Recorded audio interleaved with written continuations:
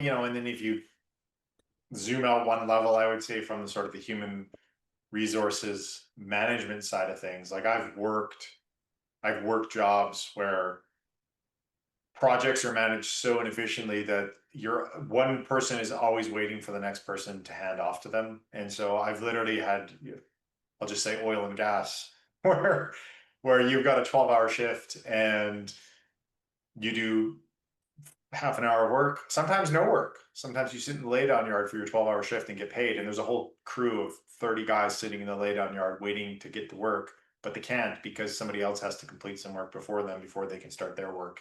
And there is so much of that in that particular sector, from my experience anyway, that it's just like, uh, it boggles the mind how inefficient a business can operate if appropriate planning is not done well.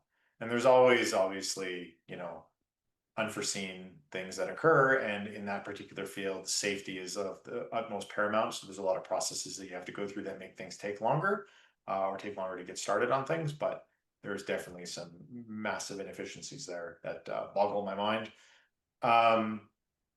One other thing I wanted to mention was, as you were talking about productivity, made me think like, okay, one of the things that's going to come up from this conversation is like, how do you measure productivity? So there's obviously a number of ways to do that based on data you're collecting from oftentimes from your sort of sales metrics in a lot of businesses, but customer satisfaction metrics, et cetera, et cetera. There's a lot of things that you can do there, but as it pertains to training, or it ties into training, it's like, well, how do I know that whatever I'm doing is actually improving productivity?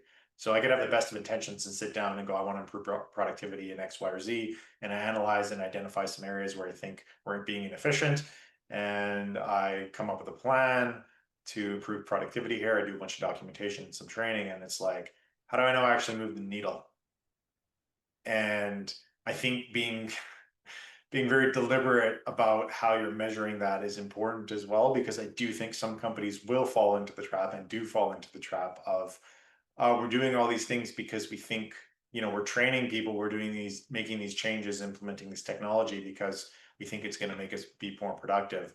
But then they don't go back after the fact and actually verify that the changes that they made did in fact make the organization more productive. So I think there's a trap there that some businesses can fall into as well. So I think sort of knowing what your benchmarks are, and then having a stated goal in terms of what it is that you're trying to move, and deciding on how you're going to move it, and then going back and measuring whether or not you actually achieve that goal within a specified timeline is incredibly important. And I think that, it's the exact same principles that apply to a human being when it comes to goals in your daily life. So yeah,